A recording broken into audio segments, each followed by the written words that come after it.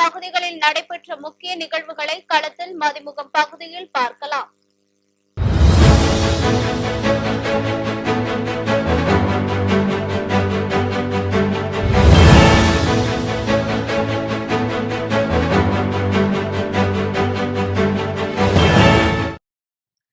தருமபுரி குமாரசாமிப்பேட்டை சிவசுப்பிரமணிய சுவாமி திருக்கோவில் தைப்பூச தேர் திருவிழா வெகு விமர்சையாக நடைபெற்றது.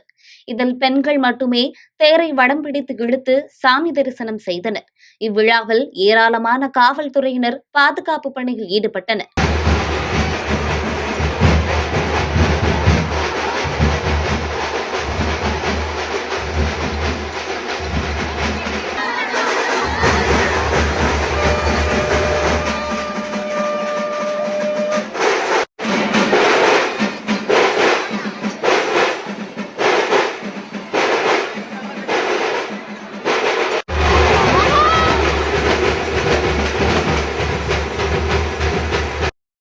சென்னை திருவான்மையூரில் உள்ள அருள்மிகு மருதீஸ்வரர் திருக்கோவிலில் அண்ணா நினைவு நாளை ஒட்டி சிறப்பு வழிபாடு மற்றும் பொது விருந்து நிகழ்ச்சி நடைபெற்றது.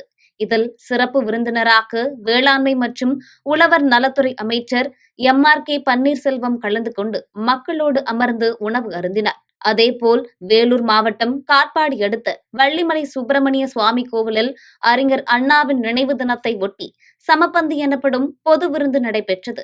இதில் கலந்து கொண்ட பொதுமக்களுக்கு அறுவை விருந்து உணவாக பரிமாறப்பட்டது.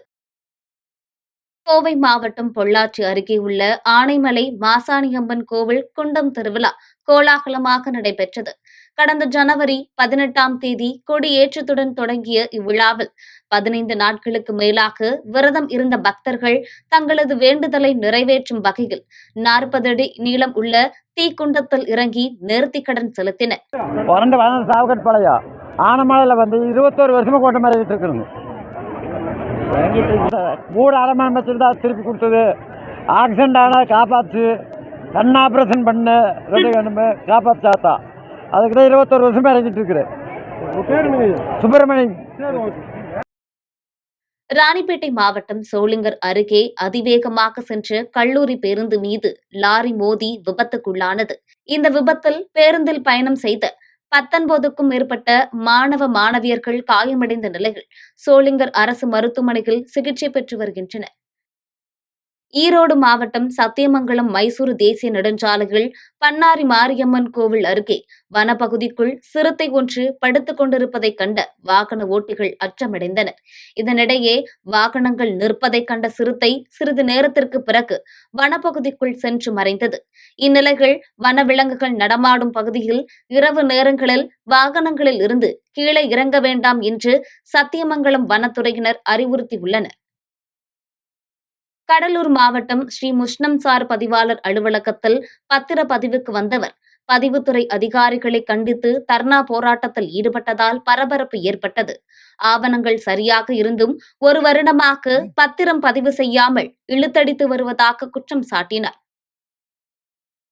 செங்கல்பட்டு மாவட்டம் மதுராந்தகம் அருகே உள்ள மேல்மருவத்தூர் ஆதிபராசக்தி மருத்துவக் கல்லூரி மருத்துவமனைகள் 24 மணி நேரத்தில் 3 பேருக்கு சிறுநீரக மாற்று அறுவை சிகிச்சை செய்து சாதனை படைத்துள்ளது. இந்நிலையில் தமிழக அரசுக்கும் முதலமைச்சருக்கும் மருத்துவமனை நிர்வாகம் நன்றி தெரிவித்துள்ளது.